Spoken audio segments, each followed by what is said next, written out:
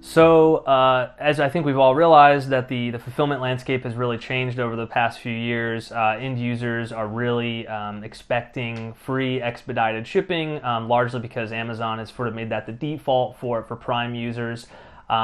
Our users use ShipStation automation to manage that process and offer that same expedited shipping without having to pay for a 2-day service for every order that they get. A good example is if you were to get an order from a zip code or a geolocation that's right next to your warehouse, you can automate a ground service rather than having to use an expedited service, because you're going to get that order to that customer within 2 days. Rather than having to pay for the expedited service.